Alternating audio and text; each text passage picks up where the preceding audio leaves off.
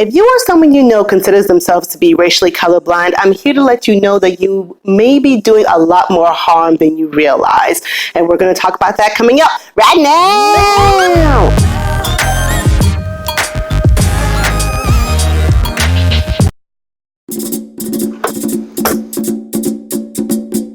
What up, my people? It's your girl, Kavana. Welcome to Wrecked to Redeemed, where we confront the complex realities of racism and faith. And today we're starting another series on racial colorblindness. I remember when I was racially colorblind, I thought it was the best thing ever. It made sense to me that if I didn't want to mistreat people based on the color of their skin, the best way to go about doing that is to not see color at all. And let me know in the comment section below if you subscribe to that belief as well. In case you do, let me first start off by saying thank you. Because what you communicate by holding that belief is that you have no hatred or bitterness towards anyone of any race. And your desire is that all of us treat each other with dignity and respect in that vein. And I appreciate you for that.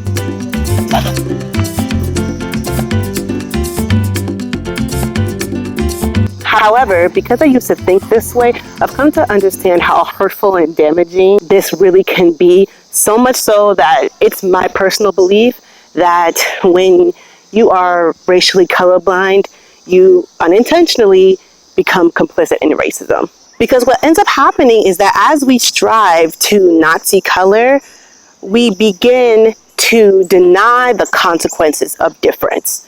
How people in the world view and respond and have responded throughout history to people of different races. And as far as I know, the symptoms of this reveals itself in 4 different ways. Okay, this was a hot mess. I should have never come out at nighttime. We going somewhere else, y'all.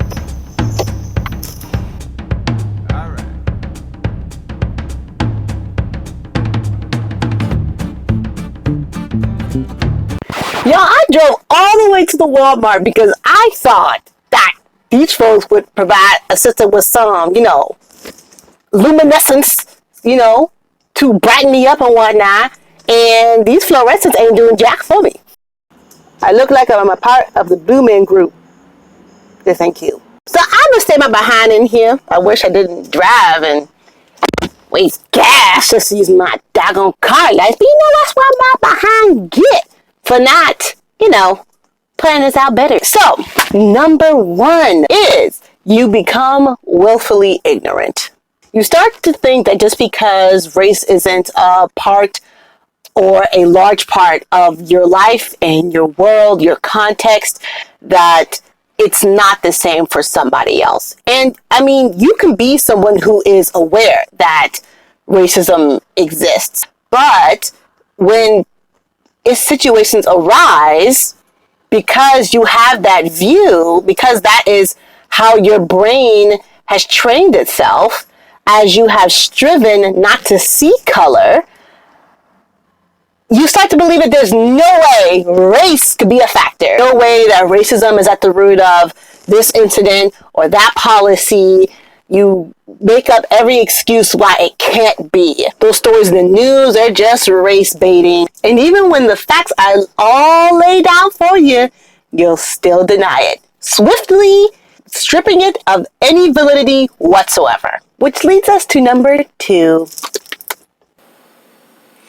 You become numb to the suffering of others. It's because you're willfully ignorant that you don't want to or are resistant to feeling or understanding the suffering of others. For example, there is a crisis in this country where there is police brutality. And instead of understanding why people say Black Lives Matter, instead of seeking why it is that officers are killing unarmed black men, you decide to say all lives matter. Or blue lives matter. In the words of James H. Cone, you have eyes to see black suffering, but you lack the heart to feel it as your own. Leaving injustice free to run rampant against your neighbor. Which now brings us to number 3. Okay, I'm just going to stay here, y'all, because there's nowhere else to go in this car.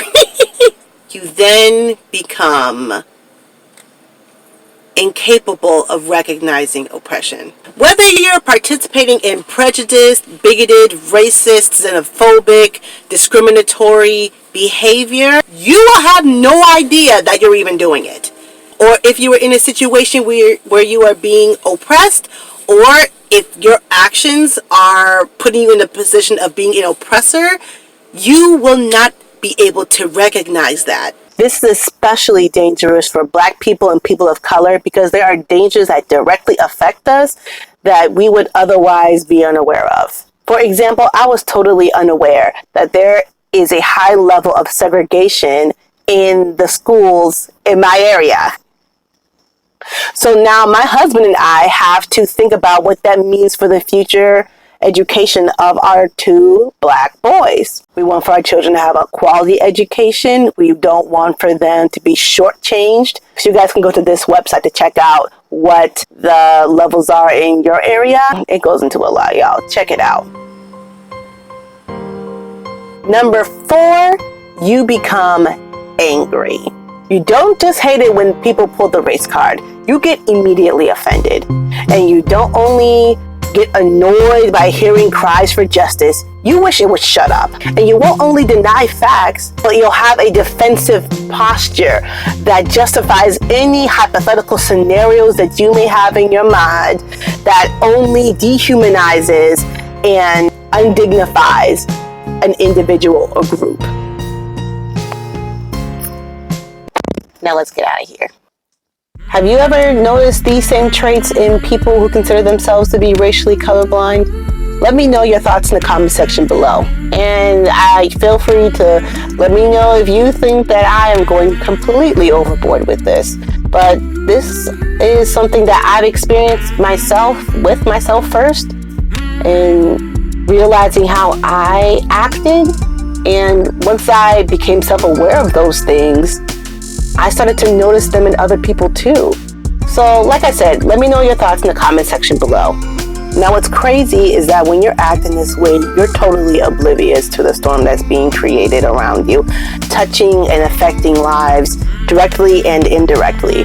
I know it definitely did for me. So make sure you subscribe and ring the bell, because next time we'll talk about how racial colorblindness could be ruining your relationships. But if you enjoyed this video and know people who need to hear this message, don't forget to like and share it.